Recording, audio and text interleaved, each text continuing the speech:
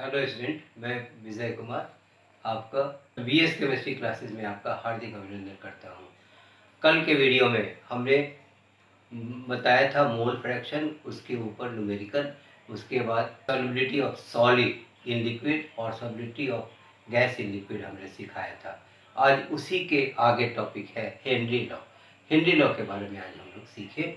Henry law में क्या होता है कि जो दिया रहता है सॉल्युबिलिटी को हम लोग उसी के आधार पर, जैसे हम लोग कोको कोला पीते हैं तो हम लोग क्या देखते हैं कि उसे जब हाई प्रेशर देकर उसे सील कर दिया जाता है, तो और जब उसे हिलाकर अगर हम लोग उसके ढक्कन को खोलते हैं तो वो फेंक देता है। यानी जो मेरा जो उसमें प्रेशर जो था वो क्या हो गया, काफ़ी था, तो वो क्या करता है, फेंक देता है। उसी के माध्यम से हेनरी लॉ भी आधारित है। इसमें इन्होंने बताया, Henry law stated that the solubility of liquid in solution at a given temperature is directly proportional to the partial pressure of the gas। और चूंकि पार्शियल प्रेशर मोल फ्रैक्शन के डायरेक्टली प्रोपोर्शनल होता है, तो मैथमेटिकली हम लोग लिखते हैं P वेरीज एज काई, where P is equal to KH into chi। P is equal to partial pressure, KH is equal to constant called Henry law constant, and chi is equal to mole fraction of the gas in solution। इसे हम लोग देखें कि Henry law stated that the solubility of a gas in liquid at a given temperature is directly proportional to the partial pressure of the gas। Since mole fraction of gas in solution is directly proportional to partial pressure of the gas, thus mathematically we write P varies as chi। Chi means mole fraction, और pi is equal to variation हमने हटाया, एक constant डाला, kh is equal to constant called Henry law constant, where P is equal to partial pressure, kh is equal to constant called Henry law constant, and chi is equal to mole fraction of gas in solution। kh value different gas के लिए different होता है, अर्थात kh value nature of the gas पर निर्भर करती है। Higher the value of kh value, lower will be their solubility of gas in liquid. इसे इंग्लिश में देखें हम लोग कि the different gases the value of kh is different, कि फॉर डिफरेंट गैस, भिन्न भिन्न गैसों के लिए वैल्यू kh का डिफरेंट होता है, अर्थात दस kh value depends upon the nature of the gas, और ये kh वैल्यू गैस के नेचर पर प्रभाव करता है। Higher the value of kh, lower will be the solubility of gas in liquid. जैसे जैसे kh वैल्यू बढ़ता जाता है, इसकी solubility of gas in liquid घटती चली जाती है। When we plot a graph between partial pressure and mole fraction, we get straight line and there slope is equal to kh। ये हो गया पार्शियल प्रेशर, ये हो गया मोल फ्रैक्शन।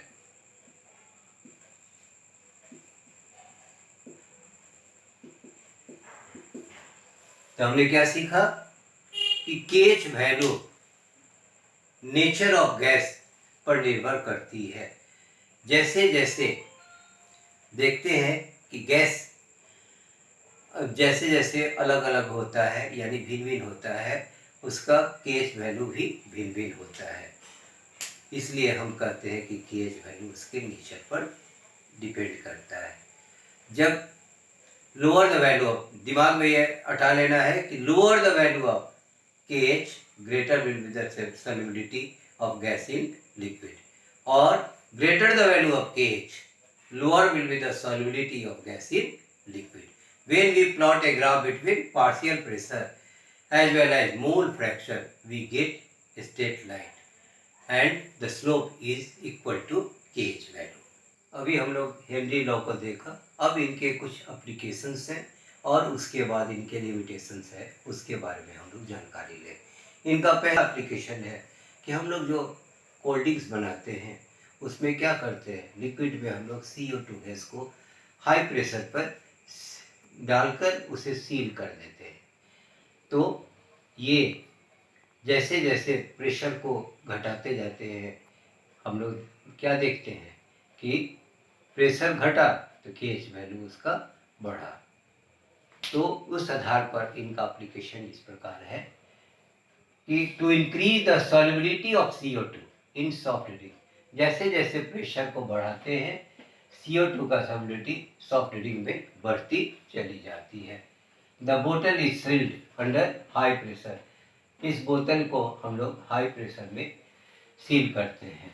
दूसरा है कि समुद्र में जो गोताखोर होते हैं वो जब नीचे की ओर बढ़ते हैं तो ऑक्सीजन की कमी हो जाती है, तो वो ऑक्सीजन सिलेंडर रखा रहता है और it is a mixture of oxygen and helium. तो ये कहता है ना कि डीप सी ड्राइवर्स यानी गोताखोर, जो समुद्र में गोताखोर use a mixture of oxygen and helium, oxygen और हीलियम के मिश्रण को यूज करता है to minimize the pain during decomposition, decomposition के दौरान पेन इनमें बहुत कम हो, इसके लिए ये उपयोग में लाया जाता है। कौन कौन?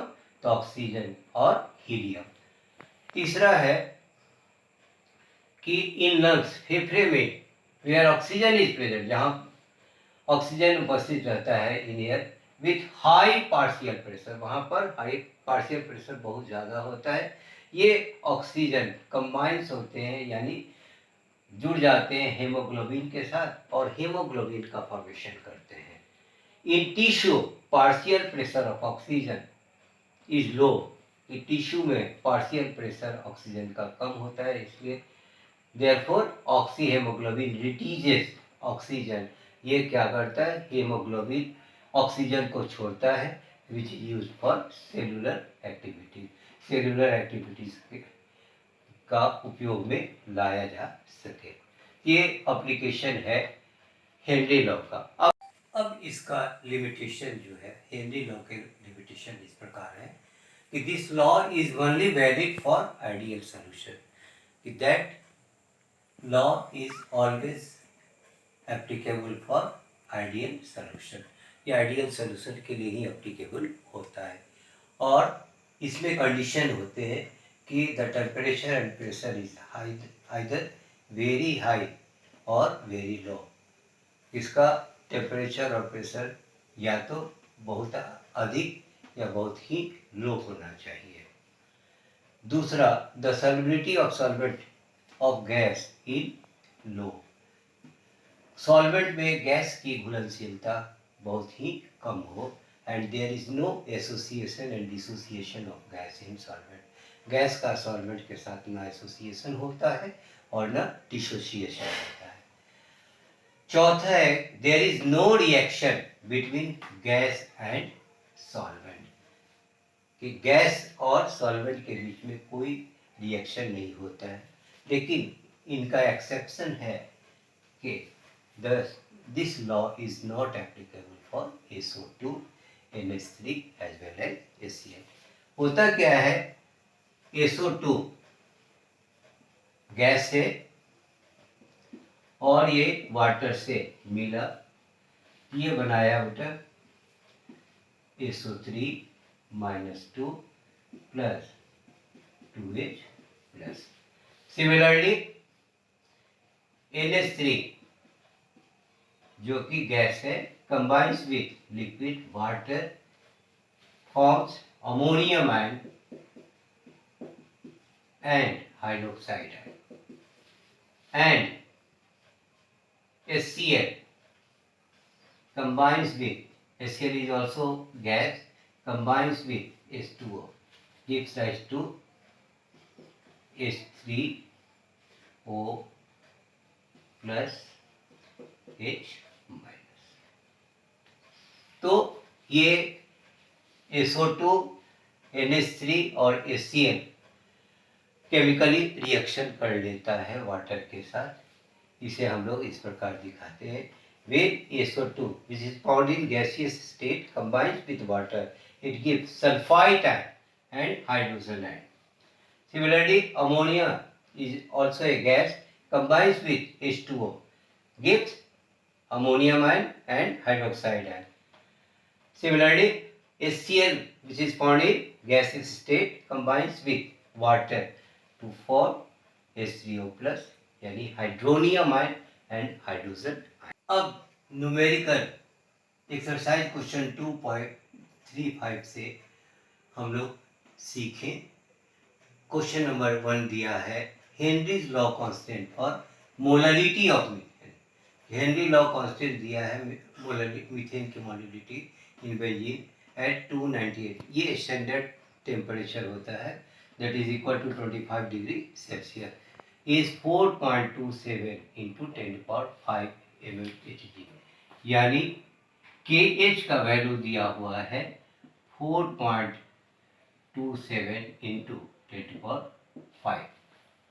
Calculate the solubility of methane in benzene at 298 Kelvin under 160, यानी पार्शियल प्रेशर दिया है 760, यानी काई यानी मोल फ्रैक्शन हमें निकाल देना है। अकॉर्डिंग टू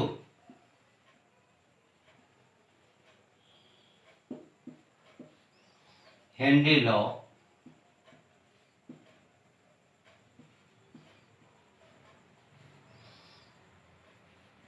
P बराबर KH इंटू काई और काई बराबर P बाई KH। P हो गया 760 divided by 4.27 into 10⁵।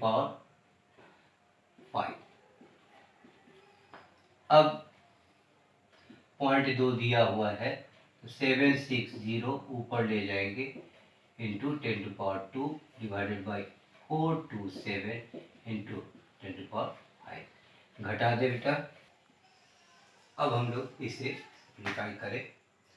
760 multiply by 10⁵ divided by 427 into 10⁵। ये हो गया बेटा 760 बाई 427 इंटू 10⁵। एक नीचे आया यानी 76 by 427 into 10⁵, that is 76 divided by 427 into 100, 76 by 42700। अब इसका कैलकुलेशन हम लोग करें और 76 into 10⁻² divided by 427 is equal to 0.177 into 10⁻² और 1.77 इंटू 10⁻³ इसमें दिया हुआ है कि हेनरी लॉ कांस्टेंट का वैल्यू दिया हुआ है 4.27 इंटू 10⁵ mmHg और कैलकुलेट करना है solubility of ethanol benzene at 298 kelvin under 760 mercury. तो यहाँ दिया हुआ है KH इक्वल टू 4.27 इंटू 10⁵ और पार्शियल प्रेशर दिया हुआ है 760, तो काई हमें मोल फ्रैक्शन निकाल देना है। तो according to Henry law P is equal to KH into chi, therefore chi is equal to P upon KH is equal to 760 divided by 4.27 into 10⁵। अब ये हम लोग पॉइंट को हटाए तो 10⁵ आया ऊपर, 760 इंटू 10⁵, 427 इंटू 10⁵। अब 760 वो हम लोग नीचे से ऊपर लेके गए, 760 427 इंटू 2 कट गया तो 10⁻3, 76 एक और हटा दें, 76 डिवाइडेड बाई 427 इंटू 10⁻² ऊपर लेके हम लोग चले जाए बेटा, 76 इंटू 10⁻² डिवाइडेड बाई 427। आप कैलकुलेशन भी है 0.177 into 10 to the power minus 2, that is equal to 1.77 into 10 to the power minus 3. अब इसका न्यूमेरिकल क्वेश्चन नंबर इन दूसरा देखें. ये है इन टेक्स्ट का क्वेश्चन 2.6 दिया हुआ है. H2S is toxic gas. H2S एक विषैली गैस है with rotten egg like smell. इनमें जो स्मेल होता है वो सड़े हुए अंडे के समान होता है. Is used for the qualitative analysis, जिसका यूज हम लोग क्वालिटेटिव एनालिसिस पे करते हैं. If the solubility of H2S in water at STP is 0.195, तो कैलकुलेट हेनरी लॉ कांस्टेंट, यानी केज वैल्यू हमें निकालना है. तो इसमें क्या दिया कि solubility of H2S is equal to 0.195 in 1 kg of H2O. Therefore 1 kg of H2O, that is equal to 1000 gram, is equal to 1000 divided by 18. ये 18 आया कहाँ से? तो molecular mass of H2O 2 plus 16 is equal to 80. After calculation we get 55.55. अब therefore mole fraction of H2S हमें निकाल देना है. 0.195 दिया हुआ है और इस दोनों का जोग यानी n प्लस n को हमने जोड़ा. Finally we get 0.195 divided by 55.745. After calculation we get 0.0035. अब इसमें हम लोग क्या देखते हैं, we know that pressure at STP must be equal to 0.987. Therefore, partial pressure of H2S is equal to Henry law constant multiplied by chi of H2S, and therefore K is equal to, that is Henry law constant is equal to partial pressure of H2S divided by mole fraction of H2S, यानी 0.987 divided by 0.30035. After calculation we get 282 bar. हमने Henry law देखा, उसके बाद इसके कुछ example को हमने देखा, क्वेश्चन के रूप में बनाया. यह आपके लिए काफ़ी महत्वपूर्ण है. क्वेश्चन ये बार बार रिपीट करता है, इसलिए इसे ध्यानपूर्वक पढ़ेंगे. अब हम लोग इसके नए टॉपिक्स को देखें. Colligative property.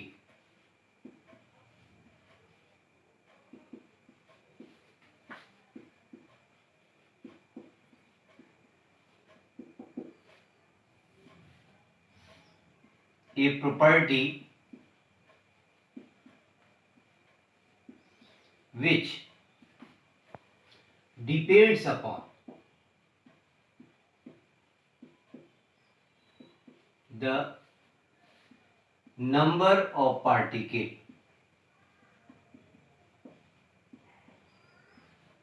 present in solution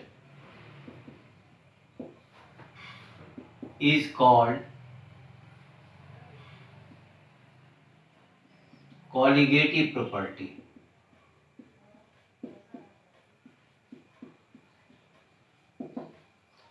It does not depends upon nature of particle. It is of 4 types.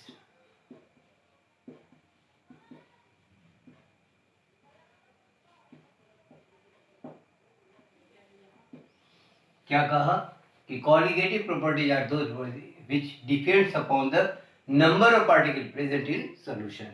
कि सॉल्यूशन में पार्टिकल की संख्या क्या होगी उसे हम लोग कॉलिगेटिव प्रॉपर्टी कहते हैं. It does not depends upon the nature of particle. यह पार्टिकल के नेचर पर कोई भी प्रभाव नहीं पड़ता है. It is of 4 types. A, lowering of vapour pressure. Lowering of vapour, VP का फुल फॉर्म है vapour pressure.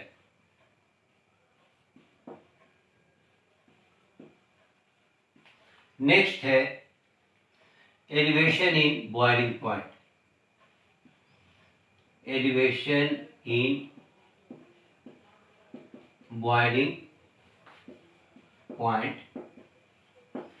Depression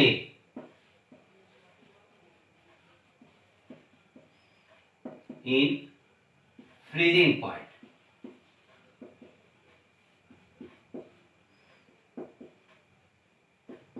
And fourth is osmotic pressure. तो हमने क्या सीखा कि it is of 4 types.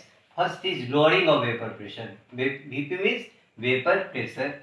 Second is elevation in boiling point. Third is depression in freezing point. Freezing point in short we write FP. And D is osmotic pressure. अब बारी बारी से हम लोग देखें. पहले हम लोग लोडिंग ऑफ वेपर प्रेशर के बारे में जानकारी लें. अब हम लोग सीखें loading of vapour pressure. Loading of vapour pressure. When non-volatile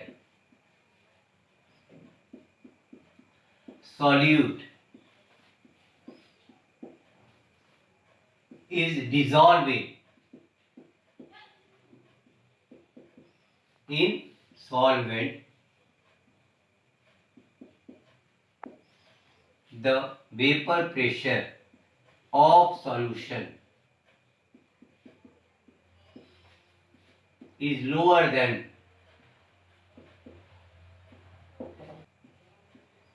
vapor pressure of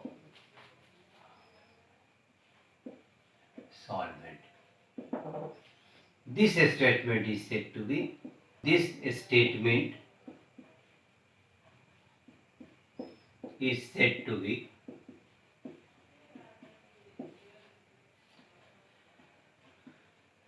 lowering of vapour pressure. अब इसके वेपर प्रेशर और टेम्परेचर को इस प्रकार दिखाते हैं.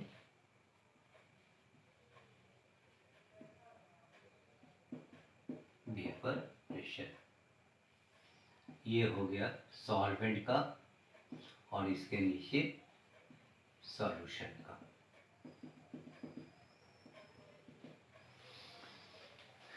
क्या कहा? When non volatile solute. Non volatile का अर्थ क्या? जो कि उड़े नहीं. Non volatile solute is dissolve in solvent. जब उसे डिजॉल्व करते हैं सॉल्वेंट में, the vapour pressure of solution is lower than the vapour pressure of solvent. And this statement is said to be lowering of vapour pressure. अब इसी के आधार पर रॉल्ट साहब ने अपना लॉ दिया. उसे हम लोग कहते हैं Raoult's law of lowering of vapour pressure. Lowering of vapour pressure. The relative lowering of vapour pressure is directly proportional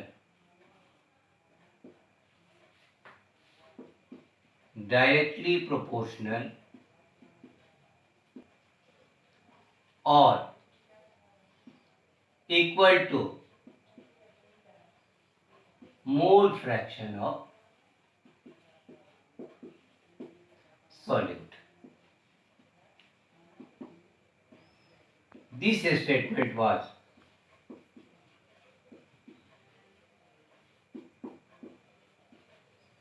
given by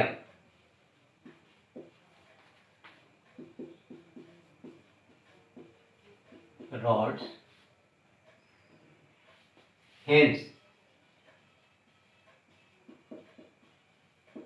it is said to be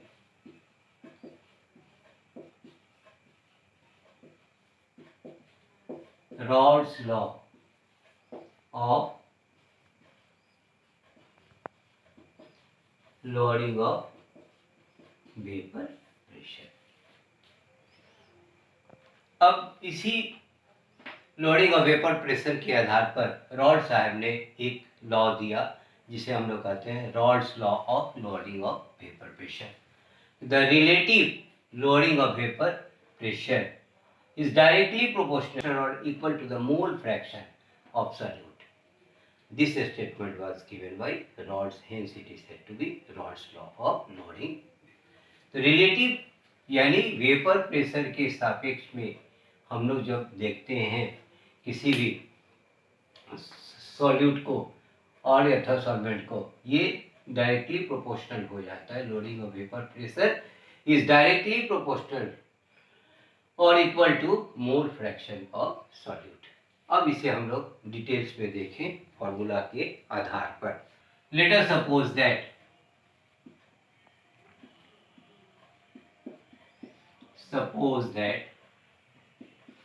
vapour pressure of solvent is equal to P naught. Vapor pressure of solution is equal to PS. Therefore, lowering of vapor pressure is equal to P naught minus PS, or relative loading of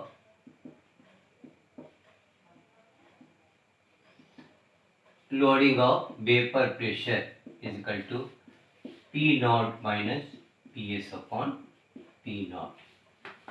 Similarly,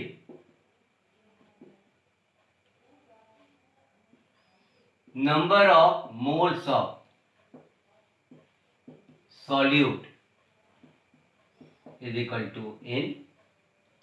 Number of moles of solvent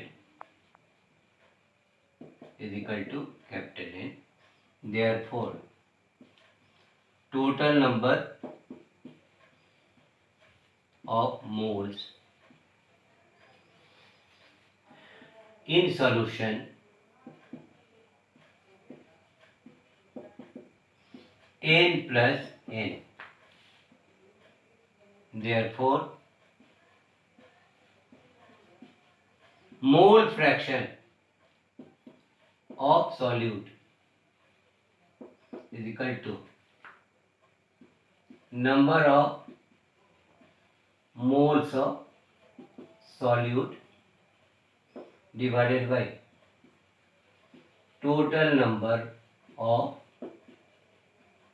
moles is equal to N upon N plus N. Similarly,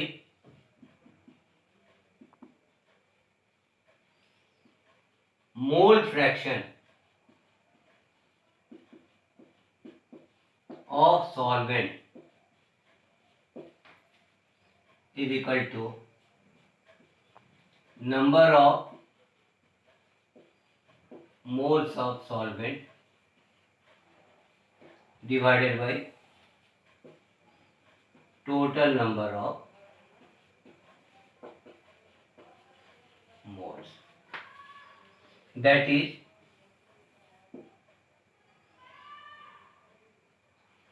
chi solvent is equal to N upon N plus N.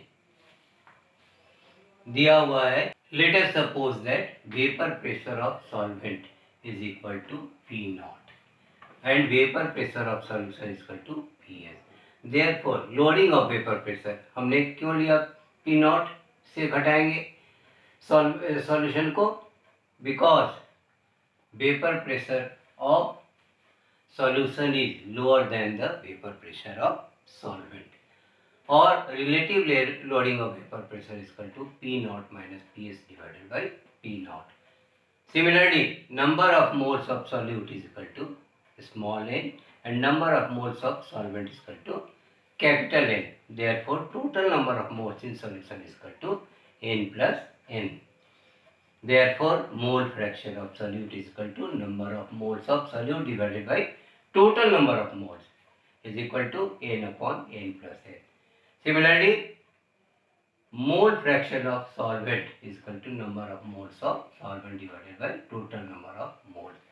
यानी chi solvent यानी mole fraction of solvent is equal to n upon n plus n. Now we have to prove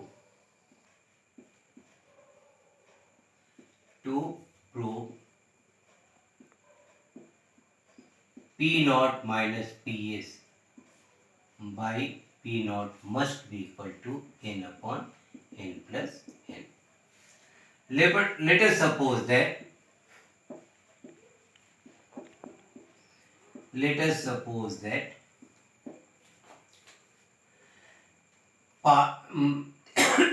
vapor pressure of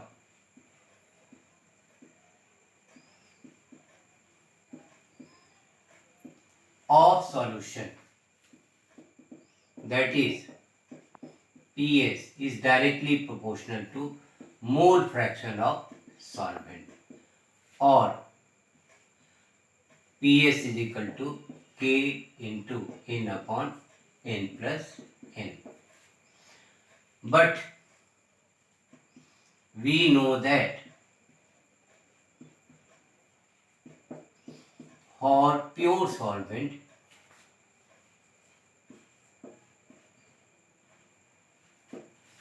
solute is equal to 0,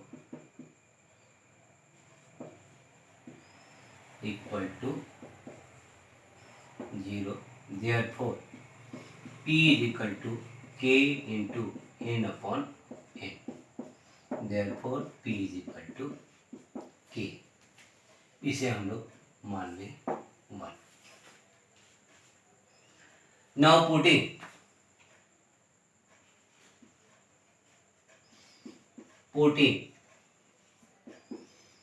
K is equal to P, we get.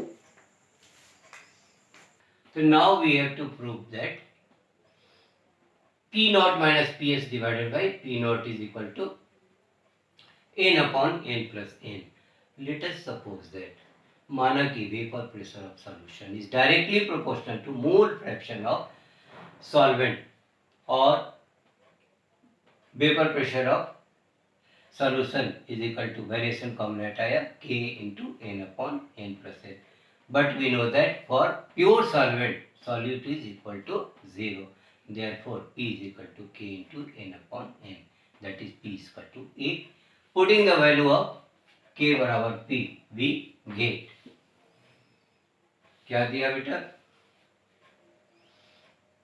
PS is equal to P multiplied by 1 upon n plus n, or PS upon P naught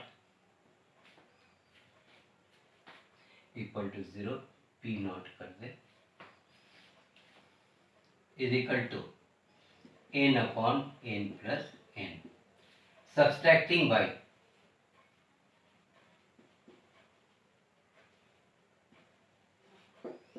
by 1 in both sides.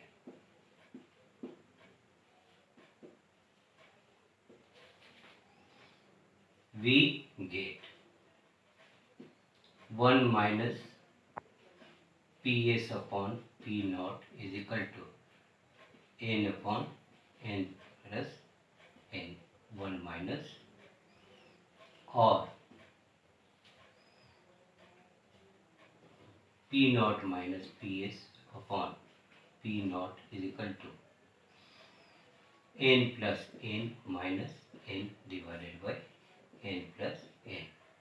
Therefore, P naught minus Ps divided by P naught is equal to n upon n plus n. Proved. तो हमने देखा क्या कि हमें prove करना था P naught minus Ps upon P naught is must be equal to n upon n plus n. Let us suppose that Vapor pressure of solution, that is PS, is directly proportional to mole fraction of solvent, और PS is equal to variation हमने हटाया K into N upon N. पहला equation हो गया. But we know that for pure solvent solute is equal to 0. solute का value 0 होता है. Therefore P naught is equal to K into N upon N. That is P naught is equal to K. Now putting the value of K is equal to P naught, we get PS is equal to P naught multiplied by N upon N. ये नीचे लाए PS divided by P naught is equal to N upon N plus N. Subtracting by 1 in both sides. एक से घटाने पर we get 1 minus PS upon P naught. P naught is equal to 1 minus N upon N plus N. That is P naught minus PS by P naught is equal to N upon N minus N divided by N plus N. ये N cancel हो गया. Now we get P naught minus PS is equal to P naught is equal to N upon N plus N. यही हमें prove करना था. Relative loading of vapour pressure के आधार पर रॉल्स लॉ आए, और रॉल्स लॉ के लिमिटेशंस जो हैं वो इस प्रकार होते हैं. याद रखना है कि ये रॉल्स लॉ केवल डाइल्यूट सॉल्यूशन के लिए ही होता है, और ये इंटरेक्शन जो होते हैं solute solvent interaction is weaker और stronger than solute solute and solvent solvent, और इसी के आधार पर इसका लिमिटेशन है जो इस प्रकार हम लोग दर्शाते हैं. कहता है कि solution exhibit positive and negative deviation. ये इसका positive and negative deviation from Rawls law for non ideal solution. कि solute exhibit positive and negative deviation from Raoult's law if its measured vapor pressure is higher than the predicted Raoult's law. यानी Raoult's law के predicted हम लोग जो pressure देखते हैं वो ज़्यादा होता है. It occurs when solute solvent interaction. ये उसी समय होते हैं जब weaker होते हैं. किससे? solute solvent interaction weak होता है. Those of solute solute और solvent solvent. When we plot a graph between A and B, we get positive deviation of law. A solute exhibit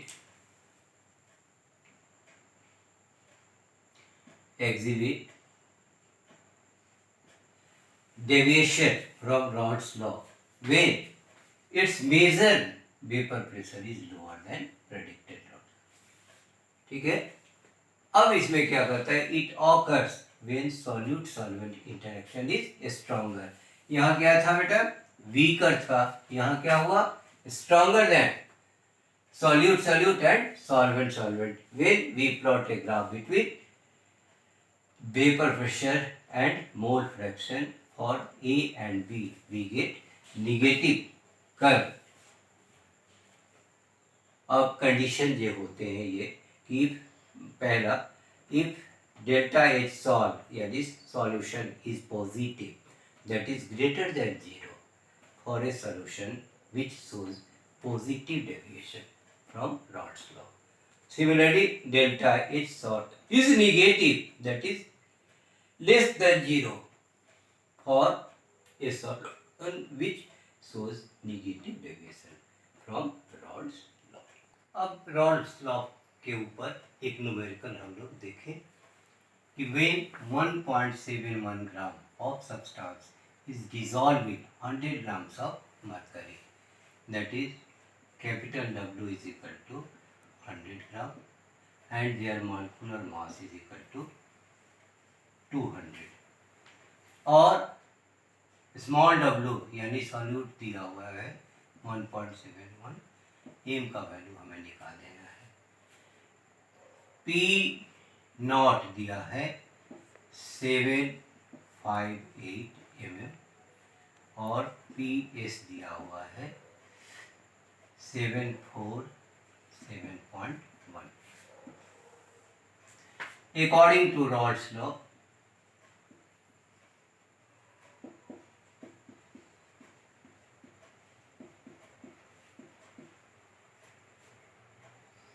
P naught minus PS divided by P naught is equal to W upon M by capital W by capital M is equal to W by M into capital M by W.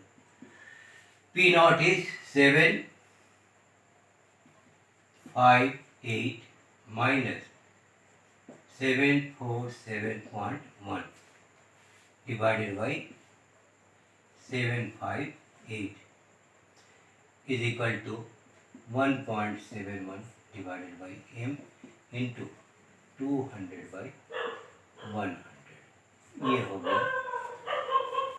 अब इसे घटाने पर 10.9 divided by 758 is equal to 1.71 by M into 2। Therefore, M into 10.9 is equal to 1.71 into 2 into 758. After calculation, we get 237.8।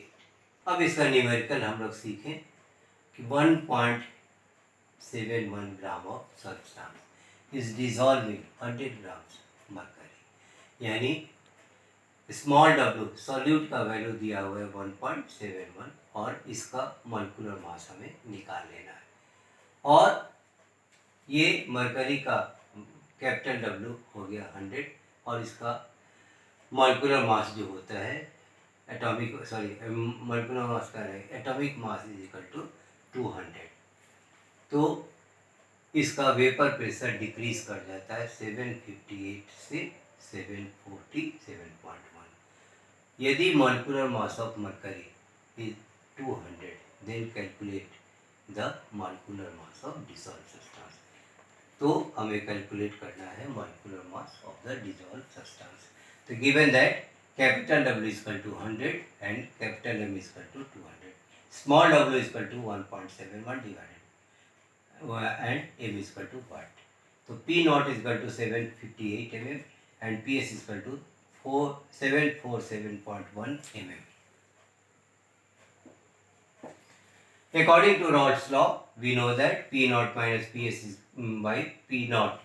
P naught हम लोग ऊपर से ही लिखते हैं is equal to W upon M divided by capital W by capital M. तो W by M multiplied by capital M by W. Now 758 minus 747.1 divided by 758 is equal to 1.71 by M multiplied by 200 divided by 100। यहाँ से 2 आया और इसे घटाने पर हमें प्राप्त हुआ 10.9 by 758 is equal to 1.71 by into 2। इस हिसाब से हम लोग देखें और m into 10.9 is equal to 1.71 into 2 and after calculation एक स्टेप और बढ़ सकते हैं। m is equal to 1.71 into 2 into 758 divided by 10.9 and after calculation we get 237.8। आज हम लोगों ने पढ़ा, पहला है हेनरी लॉ और हेनरी लॉ के एप्लीकेशंस क्या हैं और इनके लिमिटेशंस क्या थे और उनके ऊपर हमने न्यूमेरिकल देखा। उसके बाद नया टॉपिक आया कॉलिगेटिव प्रॉपर्टी। कॉलिगेटिव प्रॉपर्टी के बारे में हमने सीखा और इसके टाइप्स ऑफ कॉलिगेटिव प्रॉपर्टी को देखा, जिसमें पहला टाइप है लोडिंग ऑफ वेपर प्रेशर। और लोडिंग ऑफ वेपर प्रेशर जो कि बाद में रॉल्स साहब ने भी इसके ऊपर रूल्स दिया था, जिसे हम लोग कहते हैं Rawls law of relative loading of vapour pressure. और इसका हमने न्यूमेरिकल देखा, लिमिटेशंस देखा। इसमें आपको जहाँ भी दिक्कत हो तो आप कमेंट बॉक्स में जाएं, कमेंट करें, अच्छा लगे तो लाइक करें और सब्सक्राइब करें।